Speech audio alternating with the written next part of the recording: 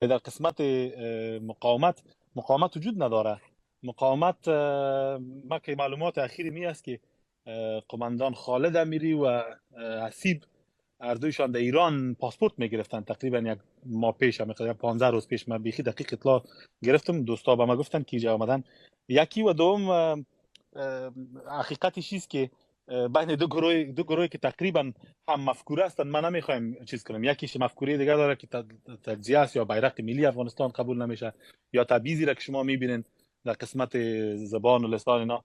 ما خود در او جبهه ندیدیم، حقیقت بر شما بگویم. اگر فرض کنیم جبهه مقاومت که رهبریشان معلوم است و دیگر معلوم است، معاونین خود یا افراد خود از تمام اقوام میخواستن دعوت میکردن، ما باز میتونستیم که این یک جبهه ملی است. یک و دوم، شما نام حسیب گرفتین. حسیب یکی دلایلی که ما یک نظام 20 سال گفته مردم لنگ و لاشتی که بود، کوشش داشتیم که یک جمهوریت باشه، یک نظام باشه که همه قانون تطبیق شود. بی قانونی را می گروه ها به وجود آورده بود. پس ما چطور میتونستیم با یک گروه چیز کنیم؟ این به یک حساب بر شما میگیم که همین سقوط، باور بکنین، به نفع افغانستان هم بود. همین کثافات کلش پاک شد. باور بکنین کسای بزرگایی که در دولت، در پارلمان و در پست‌های بسیار مهم دولتی بودن، از در نوع اقوامی که بودن، به حد در فساد و در جاسوسی بیگانه ها دخیل بودن که بجز از اینکه کلشان اعدام بکنی یا به این شکل که فعلا طالب کلشان رخصت کرد، دیگر وجود نداشت. خوب شد 20 سال پس دوباره آل بیخی تخته پاک خوارا برادرایی که در اسپیس زور دارن، روز سرباز و تمام سربازان اصیل سرزمینم تبریک میگم. دیگه ما خبرم نبودیم، گرچه دوستا برام پیام ماندن که جناب جنرال صاحب خوشحال سادات یگان گپای پروپاگاندی در مورد ما و فرمانده خالد امیری گزده بود. حالا ما گفتم باش که ما براتون توضیح بدم.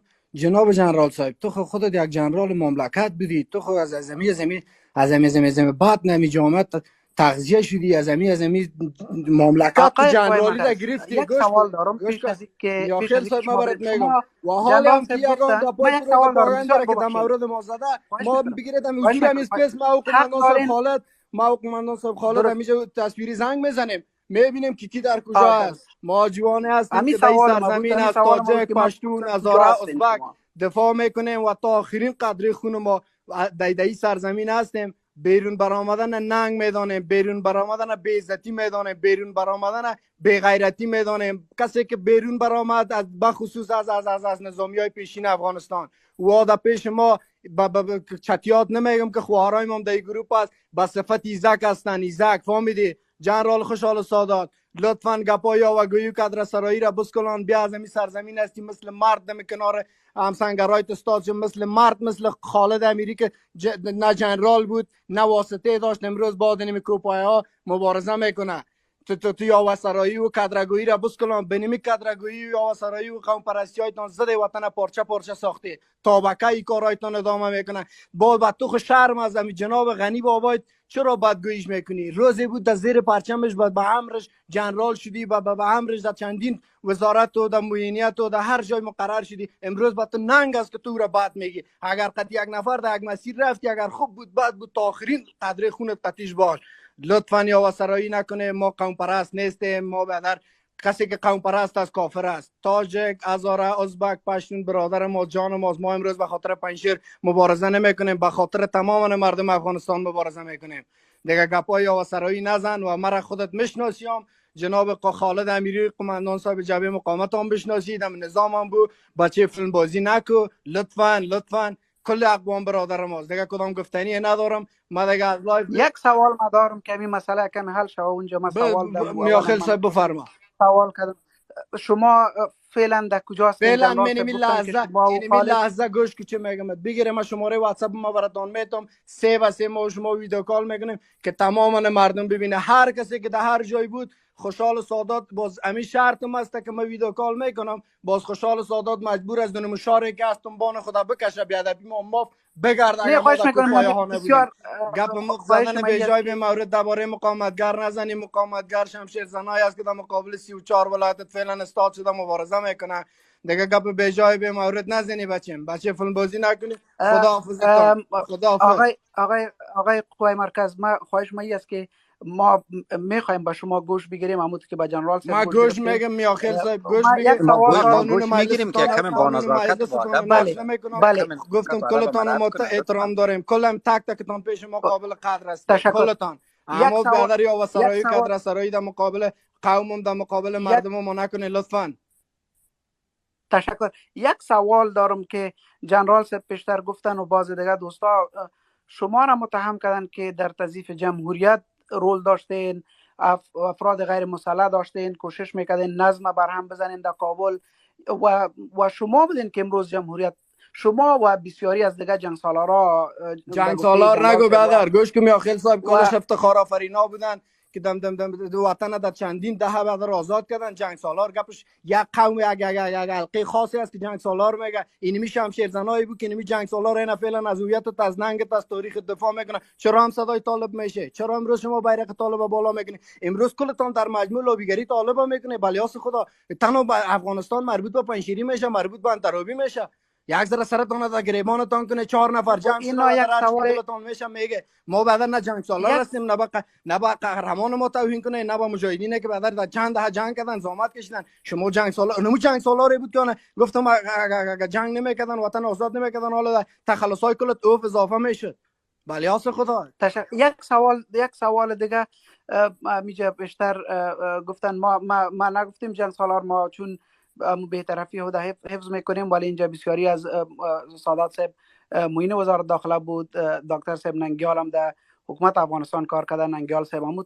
ما یک سوال دارم، شما اینجا بسیاری دوستا گفتن که چرا ما از شما حمایت کنیم در حالی که شما پرچم ملی افغانستان برش احترام نمیکنین، قبولش ندارین. کی شما میگه حرف کی میزنه جناب میاخیل صاحب؟ کی با پرچم افغانستان توهین کرده؟ پرچم افغانستان ما در زیر پرچم افغانستان 10 سال ما زمانی که ما وظیفه میکردم شاید جنرال صاحب خوشحال و سادات دید در نظام نبوده باشه. ما 10 سال فکر ما در یاتن در چندین ولایت‌های نام ما وظیفه کردیم دیگه. بعد رو پرچم ما دوست دارم، پرچم از اما امروز گپ حقیقتی است که پرچم دارا که بسم الله خان بود، امرالله خان بود فرار کردن. ما حقیقت از قوم از ما امروز پشتیبانیش نمیکنم، اما او پرچم دار کسی نیست غیر فرمانده خالد امیری و دیگه فرماندهایی که اصلا همراه ما اینو هستن. دیگه پرچم دارای سابق اونم جمعیت اسلامی بود، اونم جبهه مقاومت بالا کرد پرچم خود. هر روزی که ما وطن آزاد کنیم با افتخار با می پرچم آزادش کنیم. پرچم ملی ما که سه رنگ ما زمیر کل در نظام قبلی بود، ما اون پرچم بالا میکنیم. حالا فعلا مبارزه را همین پرچم دارای با گفته شما جنگ سالار را میکنن. اون پرچم داراست دیگه کدام پرچم داراست؟ باز دمی آخر خود همین پرچم دارای جمهوریت بیش از 20 بار عملیات نظامی سر ما کردن، حمله مسلحانه که قصد جان ما داشتن. ما بازم کدام مشکلی با بیرق نداره جناب. ما مشکل حال اساسی اگه پایجا چلن میتونم جناب جنرال صاحب سادات امیر چرا سرطان حمله میکردن همین نظامیای؟ نفهمیدم.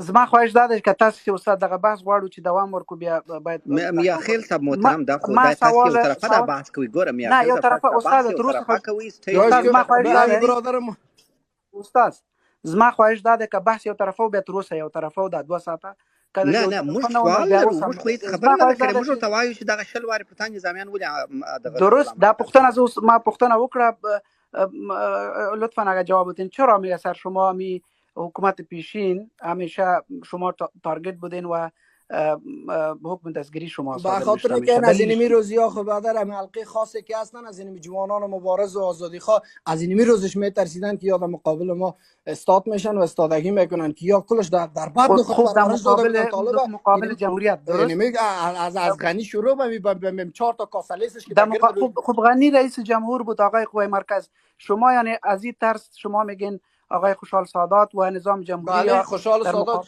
جناب خوشحال سادات امروز هم که شما فردا برشان درد سر نباشین. جناب خوشحال سادات هم صدا با طالب از لابی طالب میکنه و میفهمید که نمی مبارزه. سوال ما اون نیست، سوال ما آقای قوه مرکز سوال ما است که شما میگین به او خاطر علیه شما خوشحال سادات و حکومت جمهوری افغانستان اقدام میکرد که شما علیهشان استاد میشین، یعنی یک درد سر برشان. نه خیر نه خیری گپ نبود. ما در قبلا ما گفته بودم، ما در صدای آزادی خواهی ما بلند کرده بودم. حکومت نامشروع بود، حکومت عادل نبود. ما گفته بودم که نمی حکومت بخیزه در مقابلش مردم. ما گفته بودم طالبانه و به خاطر سرکوب کردن ما از هیچ نوع سعی تلاش زریح نکردن. یا به همین خاطر با دستای قصه مفت خدا خودشان هر چی که در دانشان میاد بیادر دسته جور میکنن در نزد مردم افغانستان ما را چهره زشت معرفی کردن و چهره زشت نام معرفی کردنش که معلوم شد کسی کو کمر جای مردای خداست دیگه بخیر با عزت باشی. ما دیگه از اسپیستان میبریم هر کسی کدام گفتنی داشت من نمریم به جناب جنرال خود شال سادات بازم چالش است برات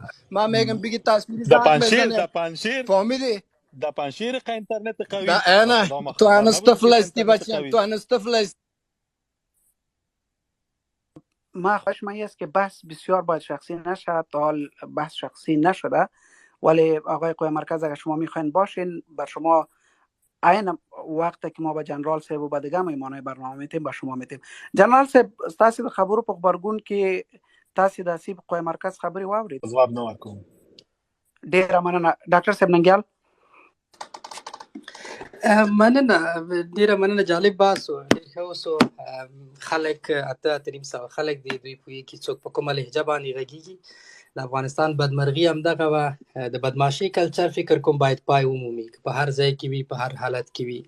دا طریقه نه ده بچیش ما چیلنج میتیم دا د خیرخانه د کوسو د ادبیات چې دی د افغانستان کې نور پای موندلای. موږ لدی څخه ډیر رنز وړو او ډیر رنز مو وړی د هیڅ کله بیا اجازه هم نه ورکو که بیا انتخاب دغه شی دغه ادبیات شي بیا فکر کوم طالب لومړی توپ دی. دا صادقانه وایم بیخي صادقانه وایم که انتخاب یعنی تر مقاومت تر انتخاب دغه ادبیات انتخابي زما انتخاب بیا مولا یعقوب دی. صادقانه وایم دا په ریکارډ وایم. یعنی ډاکټر صاحب تاسو وایي چې چیرته دغه حالت تر مقاومت تاسو طالب ته کاملا که دغه ادبیات د افغانستان د خلکو سره کارول کیږي او دغه ولګردي او دغه په بدمعشي په لهجه باندې څوک په افغانستان کې حکومت کول غواړي او افغانستان په دغه لهجه آزادول غواړي هیڅ کله که دوه انتخاب شي او افغانستان کې د شریف نسل د پاره د روشن فکر نسل د پاره د مشروع نسل د پاره د قانونمند نسل د پاره د دشي چا د پاره چې په افغانستان کې د قانون خبره کوي او افغانستان کې د شرافت خبره کوي دغه خلکو ځای کله په افغانستان کې نه وي او د دوه لنډغرو د دوه مجرمانو ترمنځ تقابل موجود زمنګ انتخاب بیا هغه وخت دا په ریکارډ وایي. دا طریقه نه د باس چې یو څوک راځي دلته په بحث کې دغه طریقه هم دغه جمهوریت سقوط کړ. دا د کوسي ادبیاتو چې په خیرخانه کې به کارول کېدل دغه ادبیاتو چې د تاریخو د کاروبار په نتیجه کې به کله چې خلک ګیر سول بیا به دغه خبره کوله. دا مغه خلکو چې هرګي محاصره کوو او بیا به ویل چې دا تا انتخابات ګټلي دا نه مشروع حکومت دی. ته د افغانستان د اویا زره امنیتي ځواکونو شهیدانو په نتیجه کې رامنځته شوي نظام ته نامشروع نظام وایي. دغه په خلاف خلک راپورته کوي ورته وایي چې ما خلک راپورته کول چې دا نظام چاپه کوي. غني مشروع ولسمشر دی خو کټ مټ کال خو تعریف هم کو ته بیا په ماته په څه لومړیتوب لري. ته خو هغه د عقل د اسلام او د عقیدې خبر هم نه کوي هغه خو یو بله خبره کوي. بیا خو د عقل تا په کوم اساس باندې تا حمایه کوم د داسې یو چا په مقابله کې چې تم خلک پاروي د افغانستان د یو قانونمند رژیم په خلاف باندې جګړې ته هم حکومت نامشروع بولي هغه هم نامشروع بولي. زه څه کاره چې بیا تا حمایه کوم ولې تا حمایه کوم. ته خو افغانستان بلې بدمرغۍ ته وړي هیڅ چاته اجازه نه ورکوو هیڅ چاته هر هغه څوک چې وي که لهجه او ادبیات او د بدمعشۍ کلچر په دغه طریقه باندې دی په افغانستان کې ځای نه لري. ډېره مننه ډاکټر صاحب. بریالی هم چې زموږ مخالفت به همغه وخت بیا همدغه ډول باندې وي څنګه چې د طالب په خلاف کوو. مونږ د دوو بلاو ترمنځ یا بې طرفه یو او کله چې بیا د خطرونو خبره راغله بیا د ضعیفې بلا په خوا درېږو. خبره دا غلطه ده. یو څوک راځي په دغه لهجه باندې په دغه ادبیاتو باندې خبره کوي دا په کومه زمانه کې موږ اوسېږو د مقاومت او مملکت ته د ازادۍ د ولسواکۍ خبره کوي او بیا راځي د کوسي ادبیات راوړي د 800 ماسترانو د دنیا د پوهانو ترمنځ دا خبره راوړي په دې طریقه باندې غږیږي او له ما دا توقع لري ستا بیا زه حمایه کوم تاسو ته په اړه باندې زه د امریکا په کانګرس کې د جو بایدن سره خبره کوم چې لطفا داسې دا زما مبارز د ته ملاتړ ورکړه. زه ستا کوم اخلاق ستا کوم کرکټر هغه ته وړاندې کوم چې ته یعنې څوک ته د ازادۍ جنګیالی یعنې څوک ستا سیواد یعنې څه شی ستا لرلید او تبصره یعنې څه شی. په دې طریقه نه کېږي وروره د بدمعشۍ کلچر پای موندلی د زور موندنې خبرې مه کوئ لطفا. زور درته د ټولو معلوم سوی دا طریقه نه ده ته راځئ په سپیچ کې یو چا ته بچیم او څه شی دا څه خبره ده چې تاسې کوئ لطفا. مننه ډاکټر صاحب. قرار صاحب